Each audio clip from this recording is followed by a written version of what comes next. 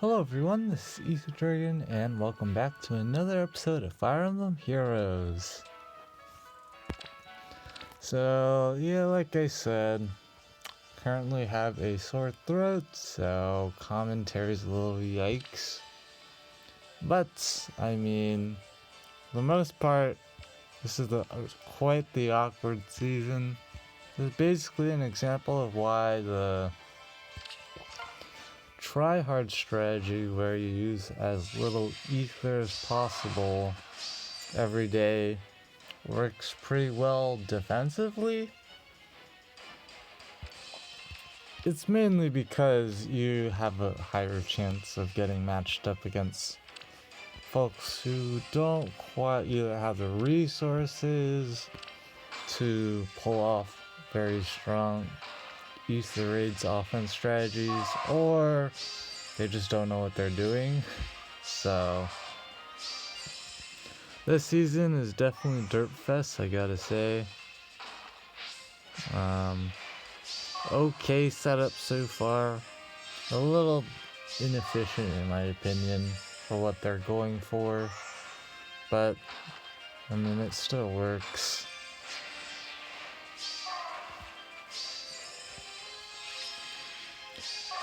And it's just a reminder, this is my Dark Season defense that I'm using during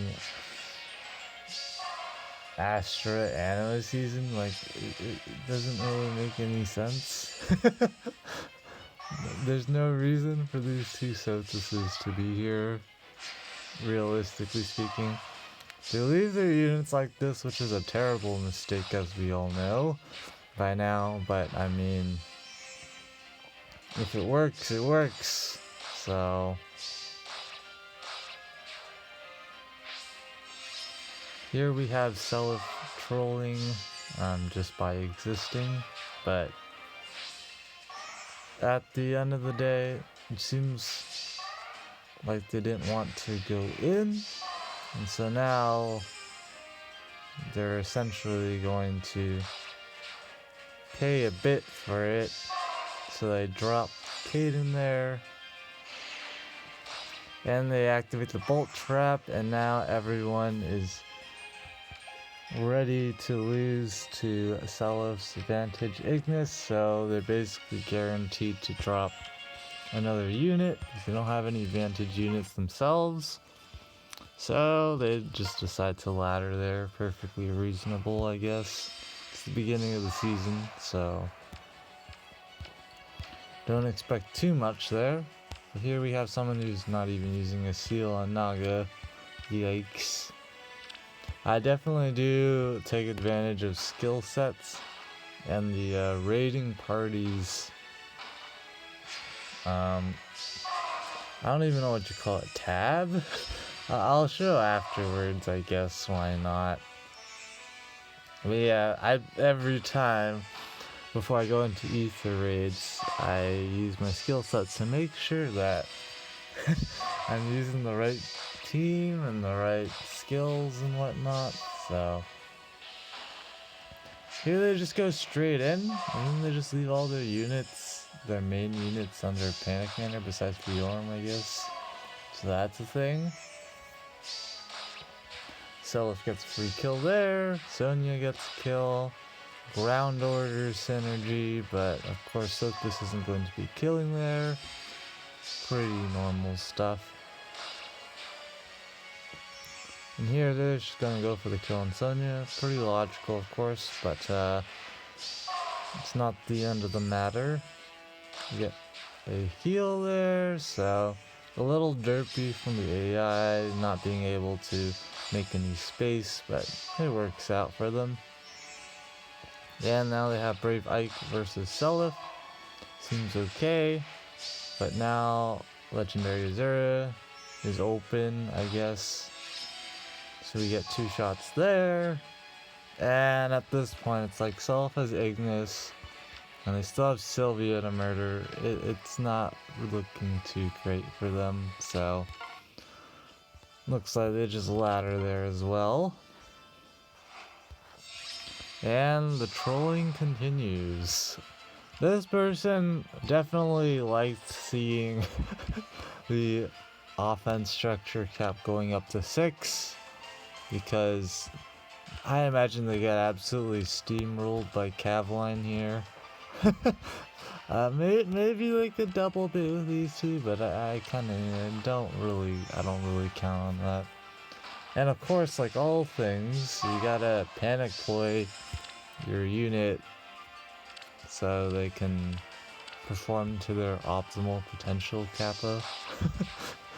And I'm not sure what the plan was there, but like usual, Sonya can't pick up the kill, and Brave Micaiah awkwardly breaks the block. What's new?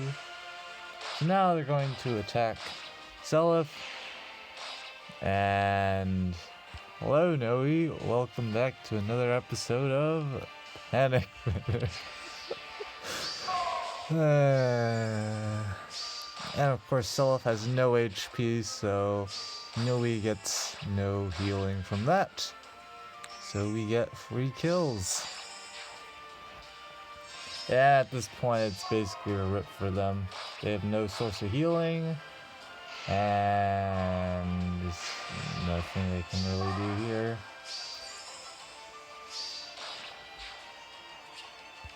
So they definitely did not have to do that.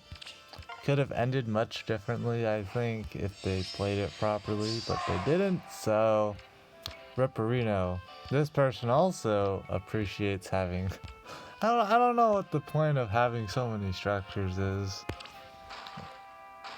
Like, if they're high level, I can definitely understand it, but if you just have like a level 1 Bright Shrine or something, chances are, assuming it's not the bonus structure, chances are it's probably not going to make much of a difference. And if it did, that either means that was a super niche clutch scenario, or your offense strategy has some kind of issue with it if it's consistently being short of like 3 speed, or 2 speed or 2 attack or whatever. Here we get the not Panic Manor. Here we get the well, we do get the Panic Manor off, but we don't get the double, of course, on Lyn. We were at base too slow. Now we get the meme Wings of Mercy, and Seliph coming in, and Sylvia doubling, which is kind of surprising, I guess.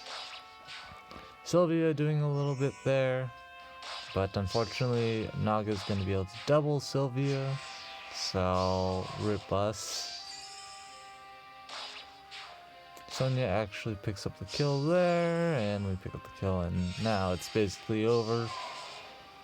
Legendary Zera versus those 3. Not looking too great for them there. And here we have just more shenanigans, like the even 5 structures. I don't know, I can understand Bolt Tower. As someone who uses Bolt Tower way too much on offense, aka every single match, it's pretty useful. In the matches where it works. Definitely works a lot less during Astra season because Duma exists. But they go ahead and test the Bolt Trap here. Not really, in my opinion, the greatest way to test it, but it works, I guess.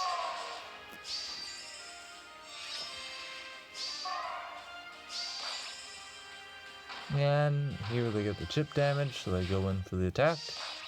Pretty straightforward. They're not buffing themselves, so whatchamacallit. They're not buffing themselves, so Panic Manor isn't going to affect, but it didn't matter because Kronia can't deal with Seliph when he's above half HP. Ripperino. So they just go ahead and surrender here. Of course, they definitely had a win, most likely following this. Like, this should be a trivial win, but pretty sure they want to go deathless, so they go ahead and just ladder out there. And here we see an example of how bonus stats are pretty useful. Kyria here, just pretty deceptively tanky with Mirage Rod and Lull Attack Res. Pretty decent tanking capability. Of course, she has bonus stats, so it's a lot better than it generally would be. But pretty nice overall. They do this, which is very confusing. They didn't really have many options, of course. I don't know what's with all the swaps. But this is not a very good idea for ether raids, in my opinion. Maybe one swap, two if you're doing some interesting strategy, I guess. But 3 swaps? I think that's a little too many swaps. That doesn't matter because, as you'll see, Kyria is just too tanky, and so they'll just be able to pick up kill after kill, no problem.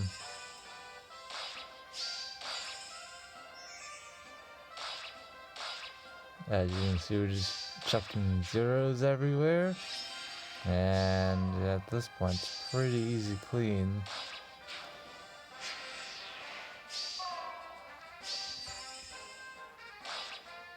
Zeros across the board, pretty standard stuff for my team.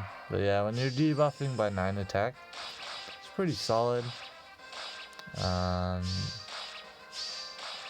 There, easy tank for Kyria, and sure, she picks up the kill. So, we end up getting 3 kills, which is extremely unusual because of their strategy, really. Yeah, I don't know why you would need so much swap on offense. I can understand 1 or maybe 2. I definitely understand 1, but 2 is probably even too much, in my opinion. This person is just lacking in movement assists across the board. I don't know why you would ever need rally speed. Like, if you need an extra point of speed over performing Art Azura's dance, you probably just need to be buffing more speed overall. I don't know. But, you know, it's one of these classic repel slash what's the other one called? I already forgot because I really just I'm just kind of towards them. They're pretty solid as is right now. I don't know how solid they're going to be later on, because it is in combat speed shenanigans, so there's issues with that. And here we have the classic ground orders meme. So there's that. Sylvia coming to town, and Sothis moving first to meme synergize. So Ripperino. At this point, there's just too many units left, and they're just kind of backing off. So they're just stalling themselves to death at this point. Is that? I don't know. Hey, come on. Because, you know, with 57 speed, you're still proccing. Oh, close call. It's right there. Repel and close call, yeah. But it's right there, and you have Bell Ringer. Like, what is there to be afraid of? So now they put themselves in this scenario where they just can't win. They just can't win. Feels bad, man. They just ladder out here. I'm pretty sure they could have just killed one round killed Sylvia there. That was an easy double. But this bolt trap, as we all know, is real, so that wasn't an actual option. And of course they dropped too many units for their liking, so this replay, for some reason it says unable to replay. No idea what this is about. Maybe a version update. Maybe they were playing on an older version or something. I have no idea, but we somehow got a win out of it. I don't know. Maybe they just went into the match, then immediately laddered out. I have no idea. Let's see what this person does. Custom Cronia, it seems pretty standard stuff. Okay, turn 1 start. Breaking quite a few structures, not too bad.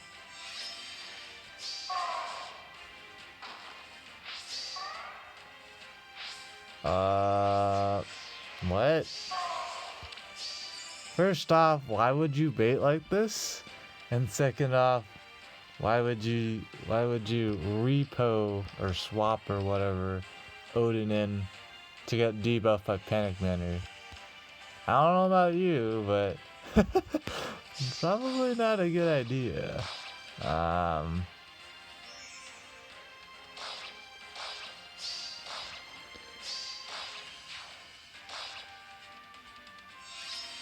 Yeah. I mean, they still have Cronia, and they have Bolt Tower. So, you know, they should be able to disadvantage kill Seliph. That seems pretty intuitive. Looks like they're gonna do that here. Unfortunately, Seliph is outside of the range of the healing tower, so he can't meme Cronia by living a hit. But I don't think he was going to one-shot her anyways.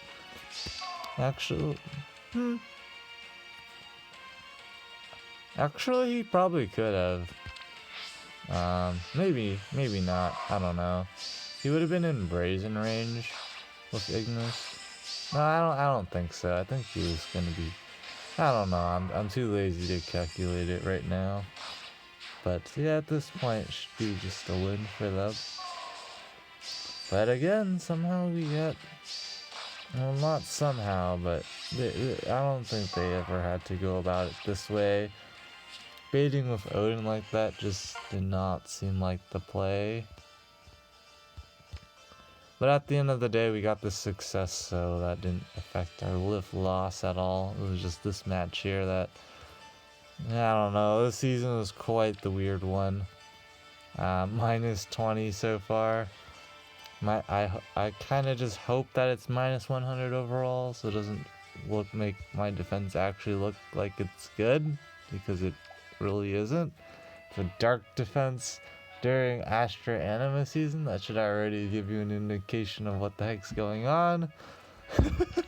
There's really no reason for this defense to be performing that well, except for the fact that, you know, I'm stuck in the lower tiers during Astra season because I don't have an Astra Mythic hero. So I have a higher probability of matching up against folks who are basically playing Ether Raids to stay in tier 21 plus. So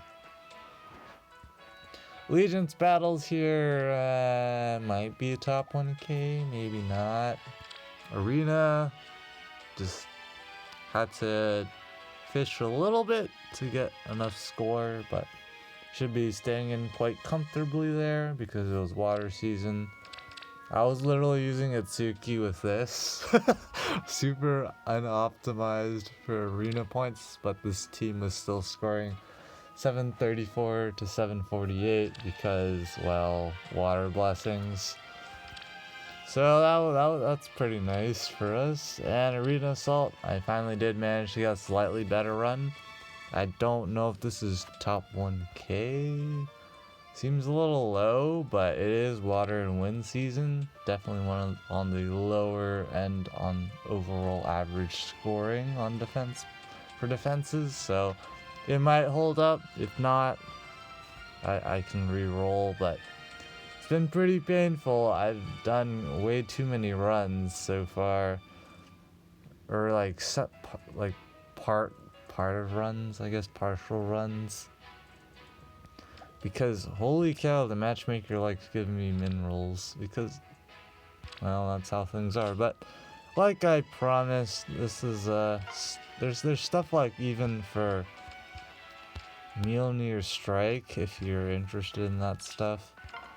But in the skill sets for that, even though you can just lock in your defense, so it's not as relevant, but I use this all the time in Ether Raids. Every match I just go prepare the skill sets at the start of the season, and then I'm just good to go for the rest of the time. because I just go into Ether Raids, hit the battle button, and of course I can't actually show it here, but you know, there's the usual icon to go to skills. I could probably show it just like this. So like you could just, I just do something like this, blah blah blah blah, like this, and call it a day. But anyways, enough random rambling. We'll be back if there's more replays, which I presume there will be. Or if not, then we'll just go straight to the results for the week.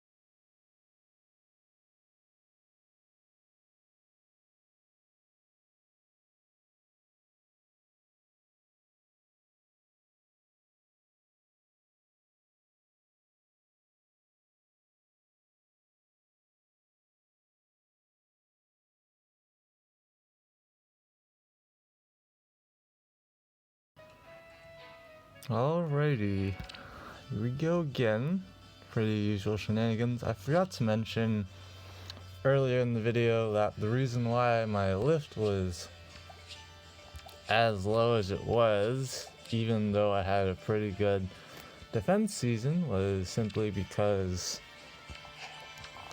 at the beginning of the season I usually just fooled around, and so I did a double match and ran into a team and did something that didn't work.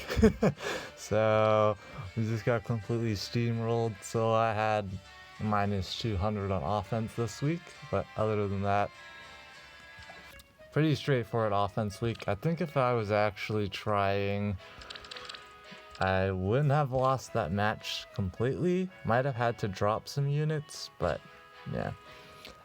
Just outside of top 1k, I kind of already knew this coming in because 2 hours before the end of the season, I checked my rank and I was rank 1000. So I was like, yeah, we're not making top 1k. But that's the usual nowadays. Then Arena, pretty sure we got back in the tier 21. I'd be kind of surprised if we didn't, because we had plenty of slots. And of course, Arena Assaults, the usual top 1k. So, yep, just the usual. And as you can see, we are approaching 1900 orbs. Technically, I already have 1900 orbs worth because there is story mode and chain challenges for a few more orbs. So we definitely, and of course the quests and such. So at least going into Legendary Banner, we should have over 1900 orbs. I will have to expand barracks though, because as you can see, we're pretty stacked. So what happens when you collect one copy of every unit, and then you have units with, you don't know what IVs you want to use yet, so you're keeping some decent ones around. So yeah, I don't know. We're probably just gonna expand by like 25 or something. And while we're randomly ranting, Tempest Trials is still going on, so this is what this team is for. It's quite a bit more quote-unquote competitive compared to previous ones. probably because of the Fev Pass giving people access to auto start. So the cutoff's definitely quite a bit higher than usual. Pretty sure this is an all-time record for a top 1K cutoff. I suspect it's going to be over 300,000 considering where I'm at right now. So it should be a pretty easy top 1K for me, but yeah, I just got to keep an eye on it. But anyways, enough ranting. That's going to be it for this episode. Thanks for watching. As always, this is Ether Dragon, and hope to see you all next time. Bye.